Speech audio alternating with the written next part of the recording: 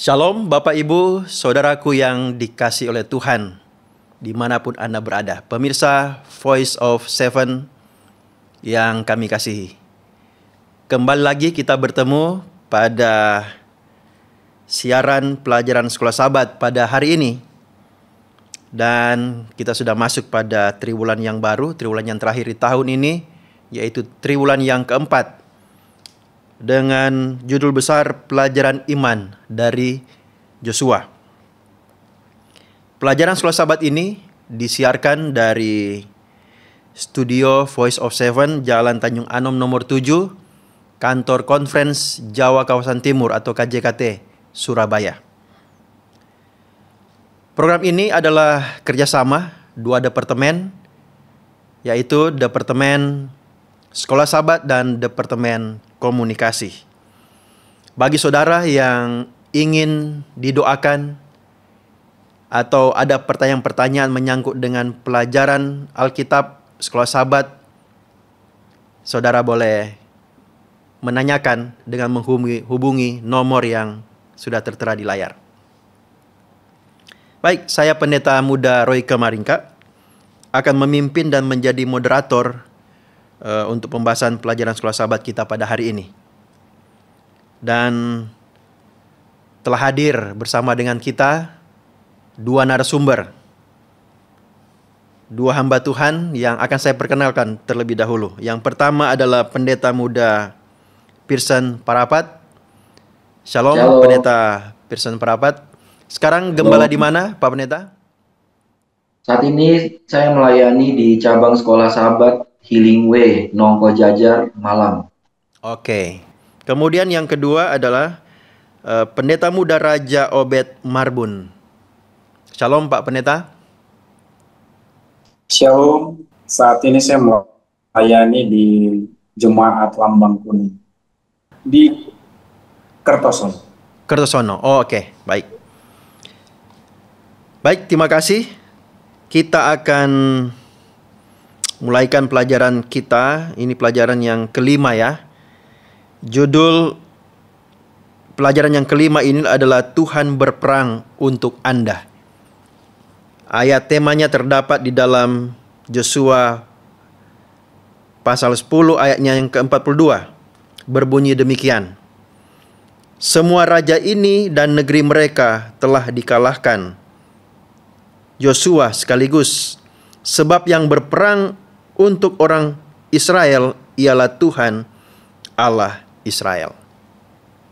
Kembali kita akan membahas tentang peperangan ya. Dan di sini di judulnya Tuhan berperang untuk Anda.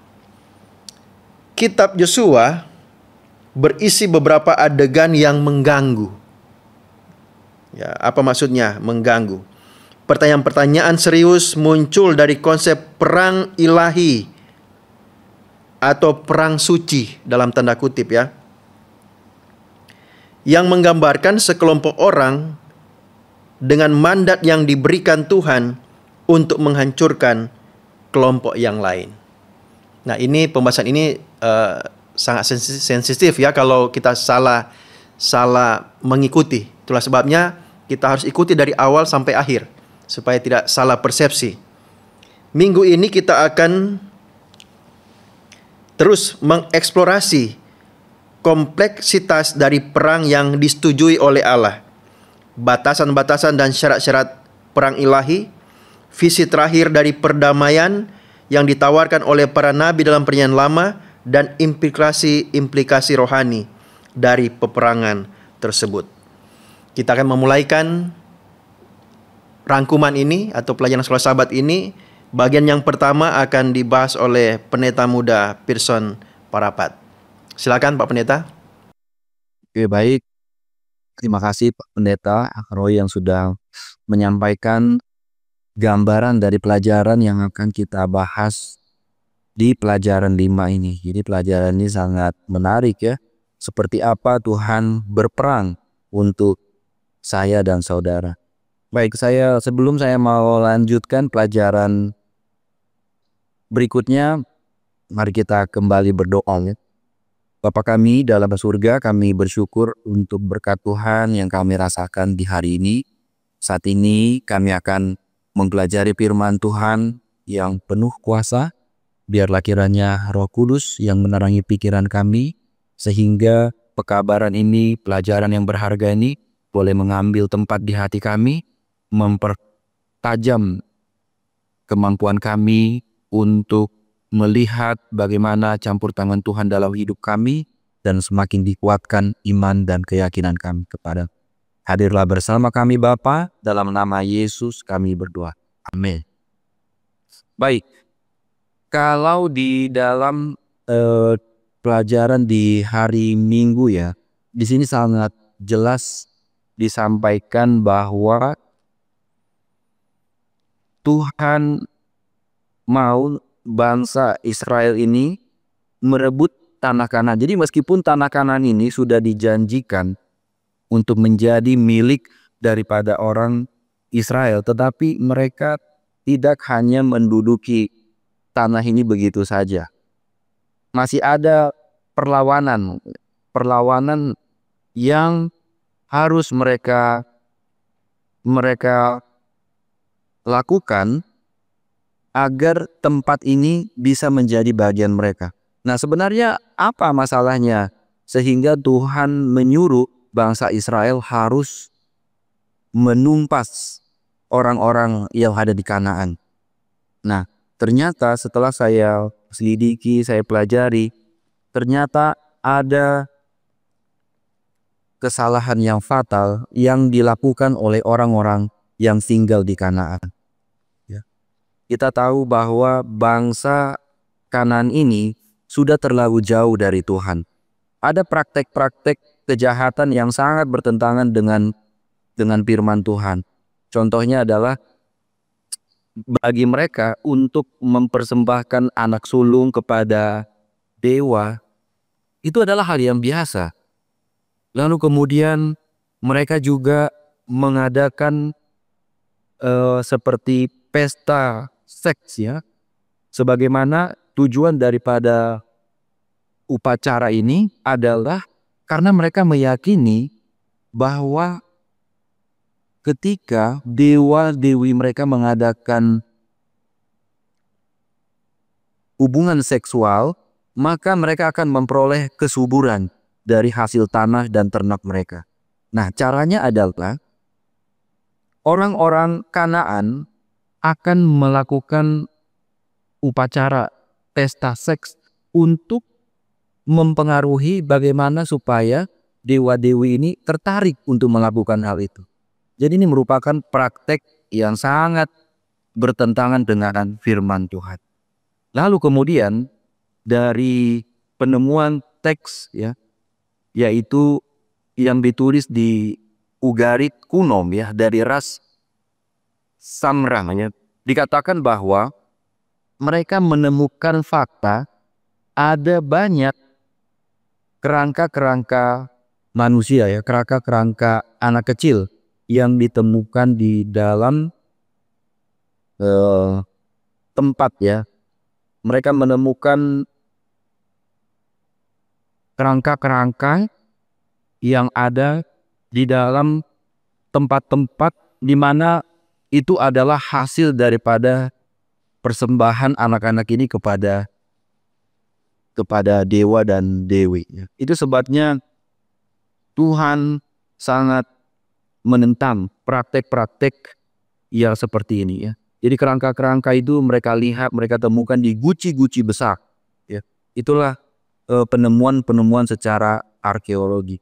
Nah, kalau kita mau baca di dalam kitab ya, di dalam Ulangan pasal yang ke-18 ayat yang ke-9, sebenarnya sampai ayat yang ke-12 ya.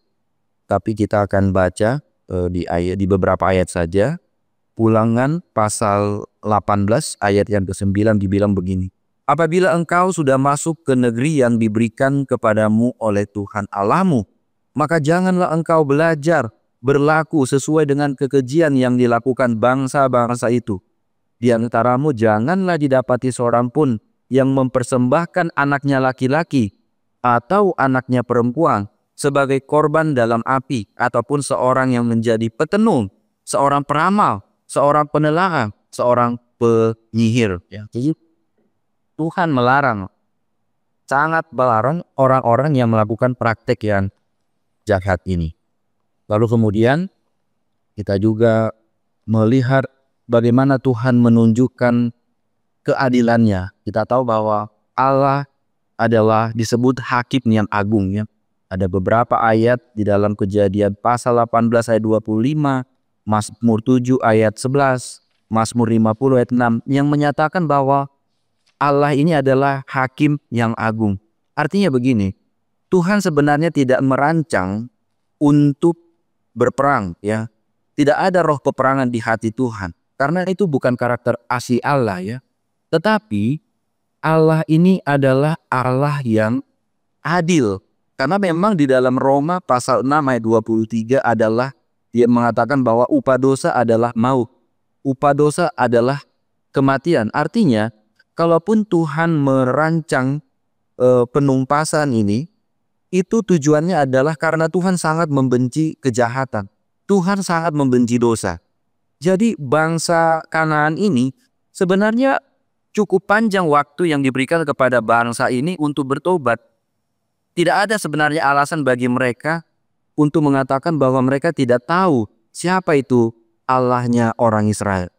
Karena di antara mereka ada juga orang-orang yang menyatakan akan kebenaran Allah. Tetapi oleh karena kekerasan hati orang-orang Kanaan, sehingga mereka menolak Allah sebagai Tuhan mereka. Jadi itu sebabnya, makanya dikatakan bahwa perang Israel tidak dimaksudkan untuk meraih kemuliaan bagi diri mereka sendiri, melainkan untuk menegakkan keadilan dan damai Allah di negeri itu. Oleh karena itu, inti dari pemahaman tentang konsep perang suci adalah konsep kekuasaan dan kedaulatan Allah. Jadi peperangan ini, peperangan suci yang dimaksudkan di sini bukan untuk ini ya, untuk merebut kekuasaan, bukan seperti yang dipahami oleh orang-orang kuno atau orang-orang saat ini. Siapa yang menang, dia yang akan diagungkan. Bukan. Tuhan berperang melalui bangsa Israel, artinya Tuhan tidak mau ketika bangsa Israel ini berada di tanah Kanaan, mereka masih hidup tertular dengan kebiasaan-kebiasaan budaya kafir dari bangsa Kanaan yang sangat bertolak belakang dengan kekudusan Allah. Jadi Yahweh tidak akan menoleransi pemberontakan terhadap tatanannya yang telah ditetapkan untuk selama-lamanya. Jadi inilah karakter daripada Allah kita, Allah yang disebut hakim, hakim yang tidak mungkin salah. Keputusan-keputusannya benar-benar akurat. Dia adalah Allah yang adil, yang tidak semena-mena untuk membunuh ataupun menghabisi nyawa orang tanpa sebab. Nah, lalu kemudian apa yang Tuhan maksudkan ya? Sebenarnya tujuan Allah untuk mengadakan perampasan ataupun pengusiran di tanah Kanaan ini, tujuannya adalah supaya tempat-tempat praktek benda-benda yang digunakan oleh orang-orang Kanaan itu disterilkan, itu dibersihkan. Lalu kemudian Tuhan mau bangsa Israel ini benar-benar tidak terpengaruh dengan orang-orang yang ada di tempat itu. Nah, itu sebabnya kalau mau kita baca di dalam Yosua pasal 9 ya. Yosua pasal 2 ayat 9 sampai 14, kita bisa melihat bagaimana Tuhan itu masih memberikan izin kepada mereka, kepada bangsa Kanaan ini, memberikan kesempatan untuk melarikan diri. Jadi artinya mereka harusnya tidak dibunuh orang-orang Kanaan ini kalau mereka mau meninggalkan tanah Kanaan itu dan pergi ke tempat yang sudah disiapkan pada waktu itu ya. Jadi ada tempat khusus supaya mereka aman. Namun ada beberapa orang yang masih bertahan ya. Mereka masih bertahan dan akhirnya orang-orang yang tidak mau diusir harus ditumpas ya. Jadi inilah bagaimana tujuan awal Tuhan untuk membersihkan Kanaan ini dari orang-orang yang masih melakukan upacara yang najis, yang kafir, yang tidak sesuai dengan kebenaran firman Tuhan. Nah, yang menjadi pertanyaan sekaligus aplikasi bagi kita adalah elemen apakah dalam karakter dan kebiasaan Anda yang harus dicabut dan dimusnahkan.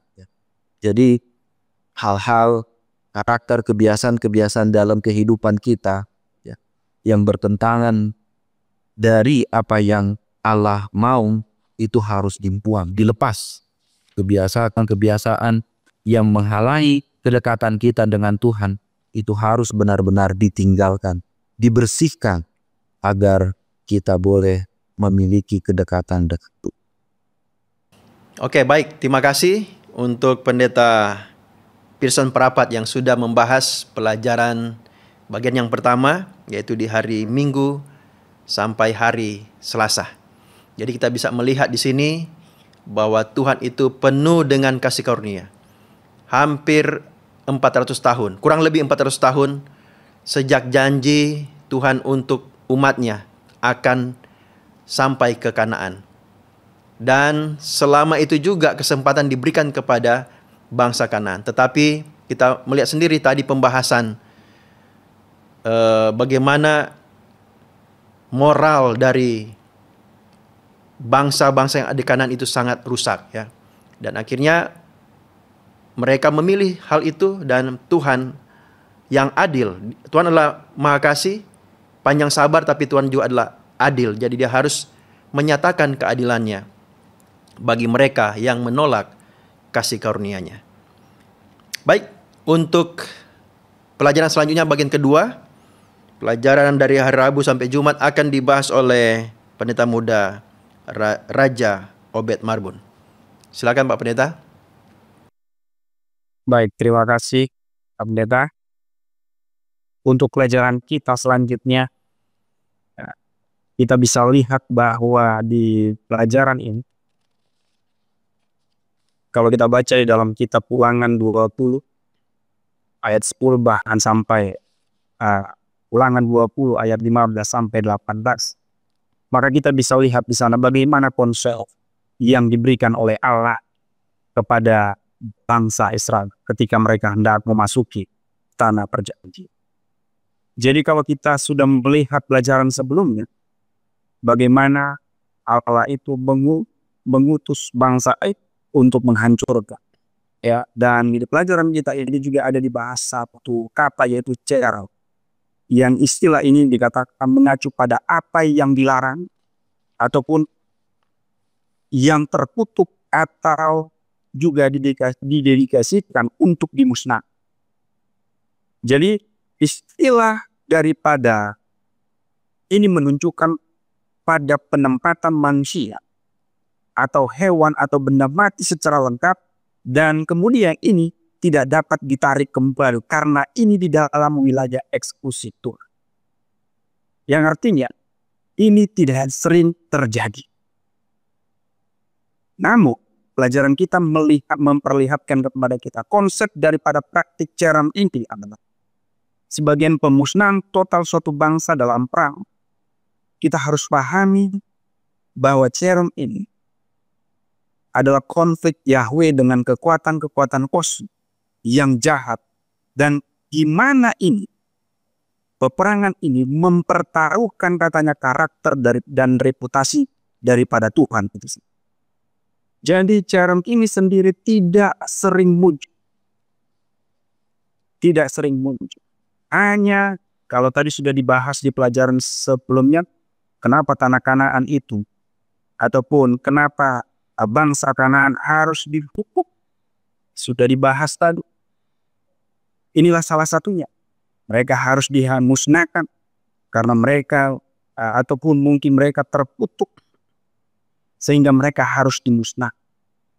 Nah, kemudian mengapa ini tidak sering muncul? Karena memang dalam perjalanannya bangsa ini tidak serta-merta disuruh oleh Tuhan untuk memusnahkan semua yang ada ketika mereka melewati. Itu sebabnya dalam Ulangan 20 ayat 10 di sana dijelaskan. bahwa ketika engkau memasuki satu wilayah, kalau mereka menawarkan perdamaian dan mereka menerima, maka mereka mendapatkan selamat. Jadi tidak serta-merta Tuhan suruh ketika engkau bertemu dengan bangsa yang ada di depanmu, maka habisilah segera, hancurkanlah segera, tidak. Tetapi ketika mereka tiba ataupun di Kanaan, mereka disuruh untuk menghancurkan. Tadi sudah dibahas oleh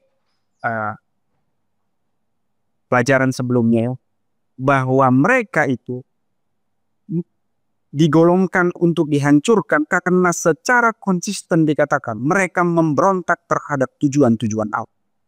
Dan mereka menentang Allah itu. Dan yang paling penting adalah mereka tidak pernah mau bertobat. Artinya waktu yang diberikan itu apa? Begitu banyak.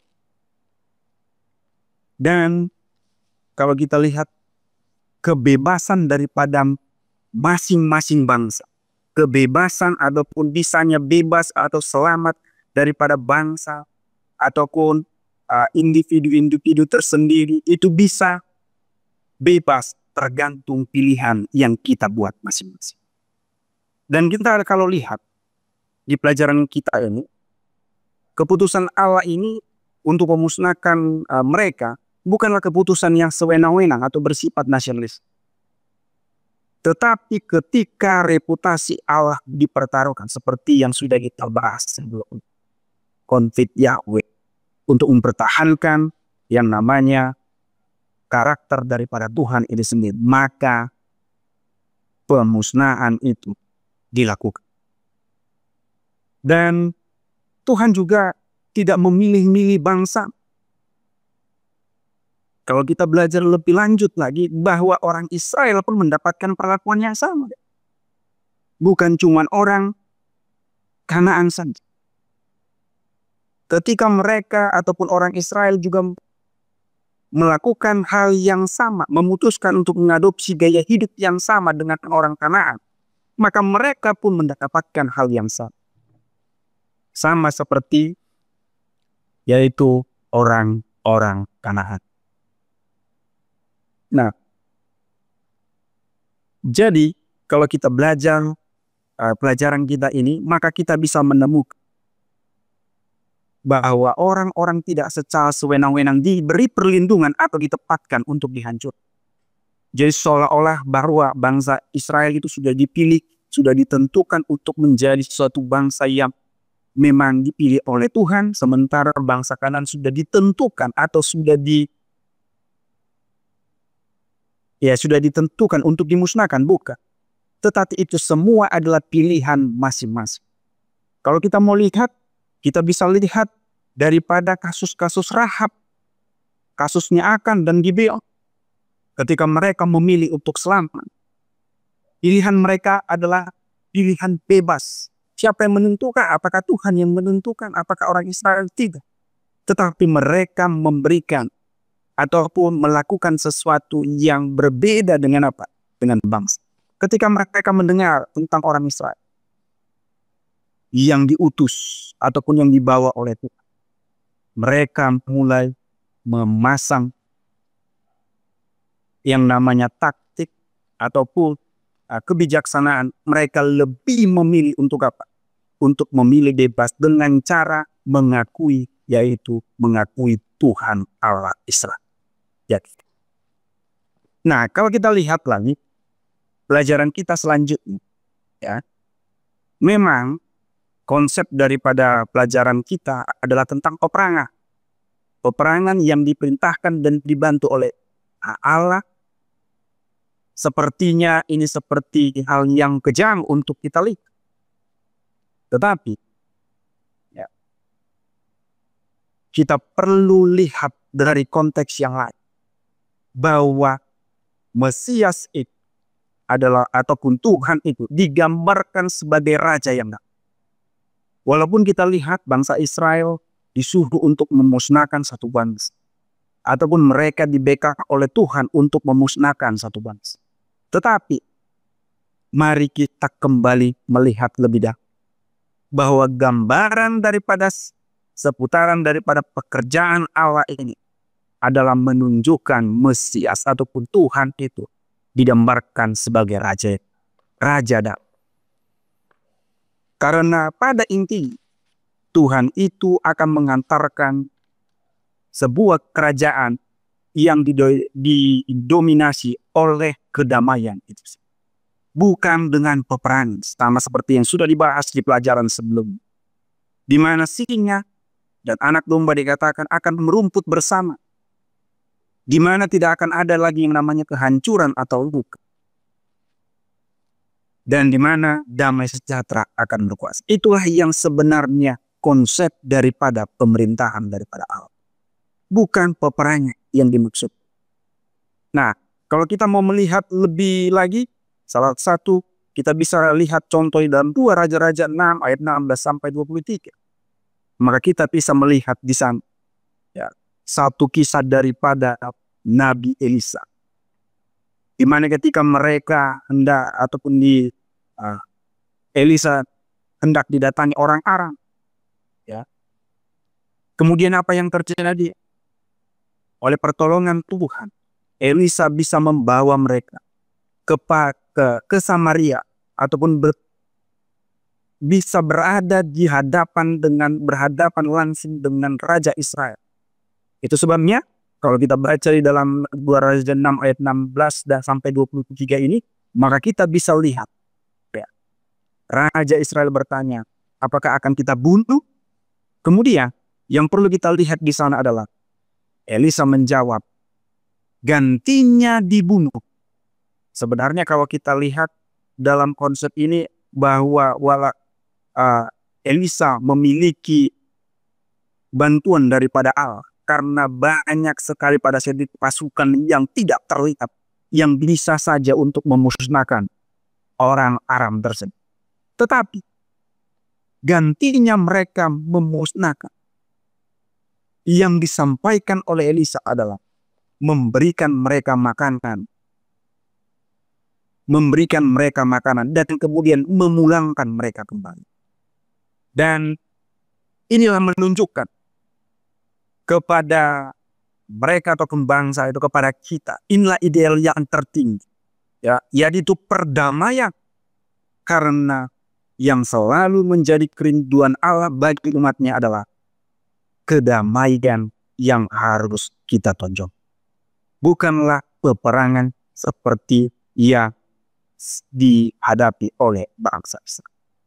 Kemudian, ya, pelajaran ini sangat menarik. Ya, kalau kita amati lagi, ya, meskipun Elisa bisa menghancurkan orang Aram ini, tetapi dia lebih memilih untuk berdamai. Dan kalau kita lihat, pada akhirnya orang Aram tidak datang lagi menyerbu ke negeri Israel. Dan kalau di dalam kutipan kita bisa lihat bahwa Allah itu digambarkan sebagai Allah yang lambat untuk marah sebenarnya. Artinya sudah terlalu banyak. Kenapa harus terjadi kehancuran kepada satu bangsa? Bukan berarti bangsa itu dipilih untuk dihancurkan. Bukan berarti satu bangsa itu sudah ditentukan untuk dihancurkan dan satu bangsa untuk dikuatkan. Tetapi itu semua adalah pilihan masing-masing daripada kita. Pilihan daripada bangsa itu tersendiri. Karena sebenarnya Allah itu adalah lambat untuk. Kenapa demikian? Itu bisa kita lihat daripada kenapa mereka dimusnahkan harus menunggu bangsa Israel. Kenapa tidak langsung saja dimusnahkan sebelum bangsa Israel tiba di sana? Itu lebih mudah dan tidak menggambarkan Tuhan sebagai yang begitu mengerikan. Tetapi itu menggambarkan sebaliknya. Karena begitu panjang sabarnya Allah, dia lambat untuk marah sehingga memberikan waktu yang cukup banyak untuk kepada bangsa itu sampai kepada bangsa Israel yang mau datang. mereka juga tidak mendapatkan pertobatan. Nah, kalau kita mau berpikir-pikir sejenak bahwa ada hal yang menarik dari pelajaran kita ini, kita bisa temukan bahwa sama seperti tadi Rahab dan juga Gibeon bisa memiliki kesempatan selamat, itu pilihan mereka. Ya, itu pilihan mereka. Jadi kalau kita berandai-andai, seandainya bangsa itu tentunya bertobat, tentunya tidak akan ada pemusnahan bagi mereka. Kalau seandainya mereka sudah ditentukan musnah, maka Rahab dan Gibeon juga tidak akan mendapatkan hal yang sama. Tetapi kita melihat, kalau seandainya mereka juga bisa memiliki pertobatan, maka mereka juga bisa mendapatkan hal yang sama seperti Rahab dan juga Gibeon. Bisa mendapatkan keselamatan. Nah, di dalam kutipan ini dikatakan, kejahatan orang Amori belum penuh. Melalui kejahatan mereka secara bertahap membawa diri mereka sendiri ke titik di mana kesabaran Tuhan sudah berakhir dan mereka akan dihancurkan. Jadi mereka yang memilih untuk dihal. Sekali lagi, bahwa Allah itu panjang sabar dan Allah itu lambat untuk. Itu sebabnya pelajaran kita, walaupun konteksnya adalah peperangan yang suci, tetapi kita jangan lupa bahwa sifat Allah yang sesungguhnya itu adalah Raja Damai yang membawa damai. Kerajaan yang dipimpinnya adalah membawa damai sukacita bagi setiap orang yang mau datang kepadanya. Mungkin itu saja, Pendeta. Baik. Terima kasih untuk Pendeta Obed Marbun yang sudah membahas bagian kedua, pelajaran Rabu sampai hari Jumat. Jadi jelas ya, jelas bahwa Allah sebenarnya tidak mau peperangan.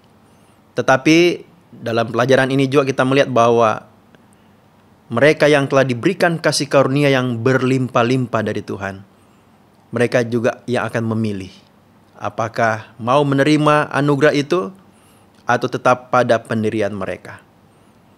Saat ini kita sudah memiliki kasih karunia oleh karena Yesus sudah mati di kayu salib. Dia sudah mengorbankan hidupnya. Dia mati dan bangkit pada hari yang ketiga, dan dia telah mengalahkan dosa. Namun kita harus ingat bahwa memang kita sekarang ini tidak lagi melawan darah dan daging ya, tapi melawan roh-roh jahat di udara. Artinya kita tidak ada peperangan lagi secara fisik. Tapi kita harus tetap setia kepada Tuhan, terus hidup dalam kasih karunia dan mengikuti kehendak-Nya. Oleh karena ada penghakiman yang besar, yaitu ketika Tuhan datang pada kali yang kedua, kemudian setelah 1000 tahun, dan Yerusalem turun ke bumi ini, di sanalah akan ada penghakiman. Penghakiman itu adalah akan membinasakan semua yang menolak Tuhan. Saudara kasih Tuhan dimanapun berada, demikianlah pelajaran kita pada hari ini, dan tentunya kami mengucapkan terima kasih kepada dua narasumber kita, kedua hamba Tuhan, Pendeta Pearson Parapat dan Pendeta Obed Marbun. Terima kasih Pendeta sudah mengambil bagian pada hari ini, dan tentunya pemirsa Voice of Seven dimanapun Anda berada. Kita akan tutup diskusi kita pada hari ini, dan kami minta Pendeta Marbun untuk doa tutup. Mari kita satu di dalam doa. Tuhan Allah Bapa yang di surga, Allah yang kami sembah siang dan malam. Kami sangat bersyukur Tuhan karena memiliki Allah seperti Engkau. Allah yang membawa damai bagi kami. Biarlah kiranya Engkau selalu memberkati, menjadi satu kekuatan bagi kami, melekat di dalam hati dan pikiran kami, sehingga firman ini akan bertumbuh dan berbuah di dalam kehidupan kami. Biarlah kiranya Tuhan akan menyertai kami kemanapun kami akan melangkah. Dan ketika kami akan melanjutkan rangkaian aktivitas kami, atau ketika kami sedang bekerja, sedang melakukan segala rangkaian kegiatan kami, Tuhanlah yang berkarya bagi kami. Sehingga kemuliaan Tuhan saja yang terjadi atas masing-masing kami. Ampuni kami Tuhan dari setiap dosa kami. Sekiranya ada dosa yang kami perbuat, baik di dalam rangkaian kegiatan ini, agar kiranya berkat Tuhan tidak terhalang untuk kami terima. Doa ini kami persembahkan di dalam satu nama yang indah, Yesus Kristus yang adalah Tuhan dan Juru Selamat kami yang hidup. Amin.